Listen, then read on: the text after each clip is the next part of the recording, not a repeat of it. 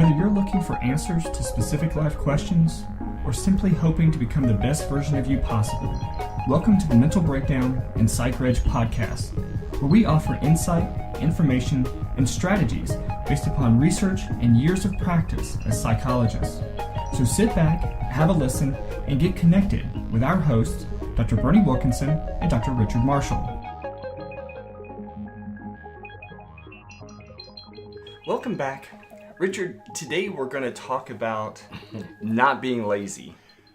And I like even thinking about it that way, because it's not...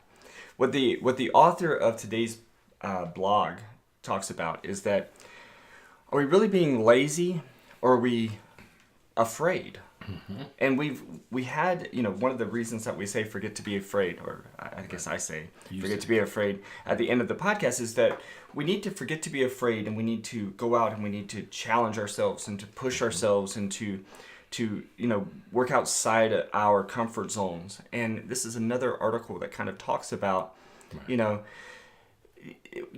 not really lazy. You're not meeting your goals. It's not because you're not lazy, because you're lazy. It's because you're afraid. Another reason. You may be afraid. There may be some anxiety or some stress or some of that hesitation that's preventing you from accomplishing your goals. Right. When I first started reading this, and he talked about it's not because you're lazy or something like that, I wasn't sure where he was going, but very quickly he reveals what he's really talking about here is if you're not living the life that you want to live, if you're not accomplishing the goals that you want to accomplish, it's not because you're too lazy.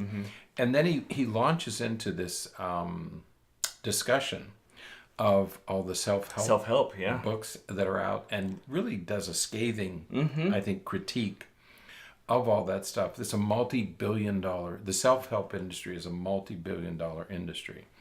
And I encourage you to read what he says about it, because he talks about the Dr. Phil's, Dr. Oz, Franklin Covey, Stephen Covey, Dale Carnegie, all these self-help gurus.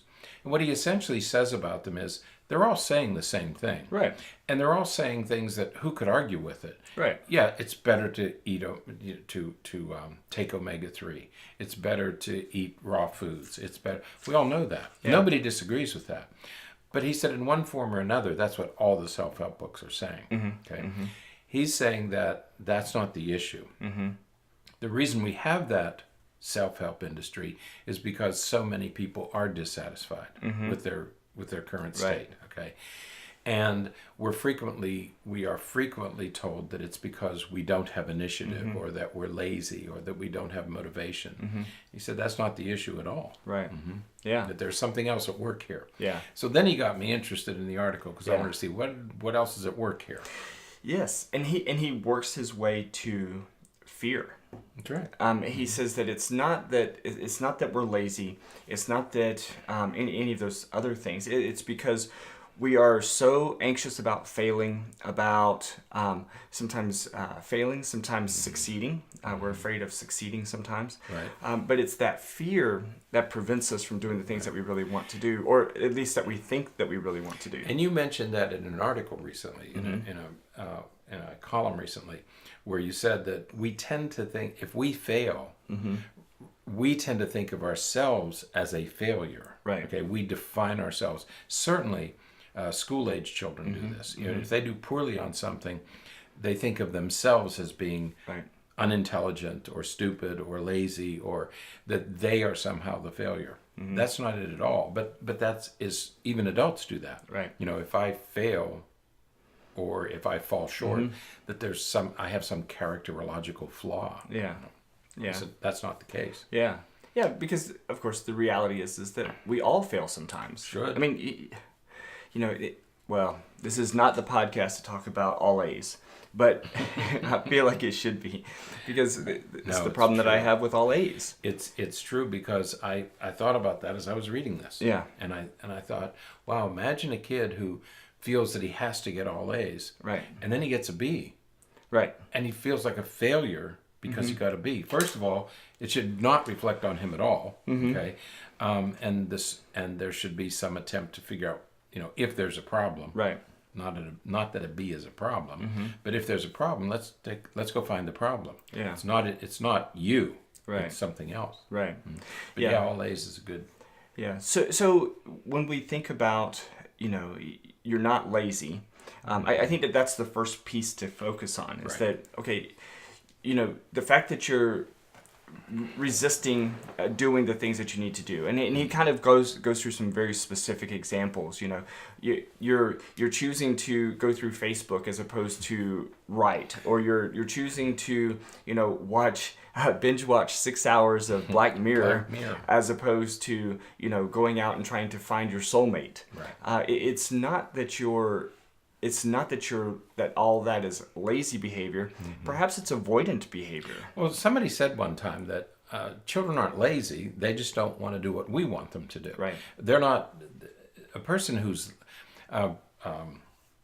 Mel Levine wrote a book called The Myth of Laziness, and in that book he talks about all this stuff that, kids are motivated to do things. They're just not motivated to do what we want them to do. There's a big difference in those two things, okay? And so it is with this. And what he's saying is, if you want to, there is no blueprint for a rich and fulfilling life. And we see, you and I have talked about this, we see plenty of 20-somethings who are sort of vaguely dissatisfied with their lives. The only reason they're dissatisfied is they're not doing what they really want to do. Right. Okay. And I agree with him that I think part of it, and maybe a large part of it, is fear. They're spending their time doing other things. Right.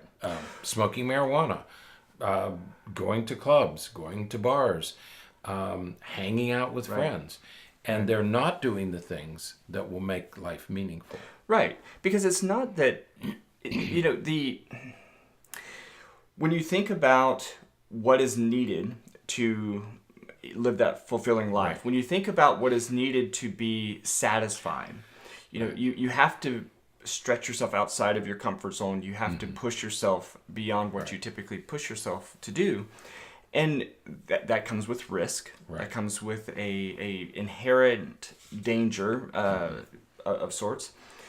And if you're not willing to do that, if you grow up in a world where, with all A's, where the expectation is that you're always going to be successful, perfectly successful, exceptionally successful, putting yourself in a situation where you may not be is very, very risky. Too much risk. And so it's, again, not a laziness issue, it's a fear issue. Right. As this author kind of explains. That's right. I have to mention this, not because it's immediately important, but he said we all have this fear. And he said, just think about it for a moment. Do you talk to your boss differently than you talk to your friends? Yes. Why? Because there's some fear factor there. Right. Do you not apply for things because why don't you apply for things? Because you're afraid of being turned down. Right. Better not to try than to try and fail. Right. Okay. What keeps us from finishing tasks? Fear that we might not get it right, that we're not doing it right. And he argues that fear is at the source of all this stuff. Yeah. But it's if you want success, he said the irony here is that if you want to feel successful, you have to fail. Right. You have to fail over and over and over again. That's right. He said you have to do it over and over again, because if you're not failing, you're not trying. Right. If you're always successful, you're going to live a very vanilla, nondescript, unsatisfying life. Right. And we can see that across activities, whether you're talking about school kids or adults who are working or husbands or wives. Yeah. If you're not failing once in a while, it means you're not trying. It means you're not stretching. Yeah, I think of some of the people that I work with who, they're adults and they're looking to go back to school, or they're looking to go back and, redefine who they are. And, they were living a life that they were pretty consistent and pretty predictable, and now they're pushing themselves out there, and maybe they're going to graduate school, or they're going and trying some new things. That's stretching themselves a little bit, and as they're stretching themselves, they're meeting that stress, and it's the anxiety of that unknown of, was this a mistake? Should I not be doing this? Should I go back to what I was doing before? And a lot of what we do in therapy is to you weren't completely happy before. You were perhaps content. You were comfortable, though unhappy. And so would going back really be what you would want to do? You're pushing yourself and you're working hard and you're trying things that you've never tried before, and you're having to adapt in ways that you haven't had to adapt before. Right. To go back now would just be to give into that fear, that anxiety, that stress. You got to keep pushing yourself. That's right. You have to fail forward. You have to be willing to take those risks. Right. Because if you're always success pursuing, if all you want to do is succeed, then you're not pushing yourself beyond your comfort. Right. And you have to be willing to fail. Yeah. Interesting. And because he says success isn't about knowing more, it's about acting on learning how to act on incomplete information. Right. That you're never going to know enough. Right. But you're going to have to do things based on the information that you have. And this gets back to the problem that I have with A's. Right. A's assumes that you know everything that you need to know about that. Right. And if you know everything you need to know about a subject, then clearly you're not studying it enough, because there should be nothing. No there should be nothing that you know everything about. That's exhaustible. There is nothing that's exhaustible. We learned that in science, in neuroscience, because you can say, well, here's the brain. Well, here's the lobes of the brain. Well, here are the neurons of the brain. Well, here are the types of neurons, and these are the receptor sites, and these are the types of receptor sites, and it goes all the way down to the atom. And a friend of mine is doing that molecular genetic or nuclear genetics of DNA. It happens at an atomic level. Yeah. Nobody knows that stuff. Okay. Not yet. But one of the things that he says that struck a chord in me was, of course you're not good the first time. Right. Of course you're going to fail the first time. Everybody does. Right. You always fail. But he said, and he has a wonderful phrase, he said, of course it sucks the first time, but nothing sucks forever. Right. You get better. The second time is better. Right. The third time is better. The fourth time. You and I have been through this, learning how to run a business. Right. We keep learning how to run a business. You learned this month, right after 4 years? Yeah. And we learned something else about running a business. We sucked at it. We didn't know we sucked. Yeah. But we did. Yeah. Okay. But you get better. Yeah. So of course you're not going to be good the first time. But that's why you keep doing it, because you get better. Nobody's good the first time. Yeah. Absolutely. At anything. So yeah. If it is, it's not your first time. Exactly. Right. Exactly. Or either that, or you probably don't know that you're doing it wrong.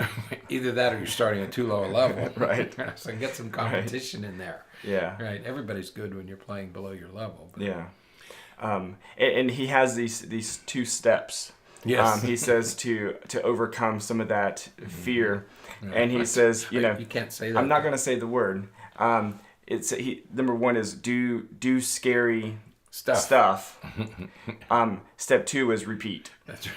Just keep doing it. He said there is no step 3. No. You just keep doing scary stuff. I love, because he bills this as the last self-help article you'll ever have to read. Right. He said, you don't have to read all the rest of that stuff. Yeah. He said, this is the last one to read, and that's what he's saying. Is it just do scary stuff? Go ahead and take the plunge. Yeah. I'm guilty of some of this stuff. I can think of parts of my life. Yeah. It really is fear. Now, I can justify it, and I can rationalize it, and I can say, well, it's really not fear, it's really this, and it's practical, and I can't afford it. And no, it's probably fear. I can think of 3 or 4 areas of my life where it's been fear that have stopped me from doing something. Yeah. Going to medical school when I was 25, it was fear, fear of failure. Right. And had I known this then, things would have turned out very differently. Yeah, absolutely. But it's fear. Yeah. So forget to be afraid. It goes You came back up with that, to didn't that. So, all right. Years ago. It feels like it's been for years. No, that phrase, Yeah. forget to be afraid, that was a long time ago you did that. Yeah. So, all right. So that's it for today. Until next time, stay happy, stay healthy, and forget to be afraid. Thanks for sharing this episode of the Mental Breakdown and Psychreg podcast. Be sure to check out the show notes for links to follow us on Twitter and subscribe to our YouTube channel, where you will find all of our previous podcasts and much more. We would be honored if you would become a patron through patreon.com, where any donation you can manage will go to the development and creation of more content. Just visit patreon.com/thementalbreakdown for more information. Thanks again for listening. Have an awesome day, and we look forward to being back in your feed tomorrow morning.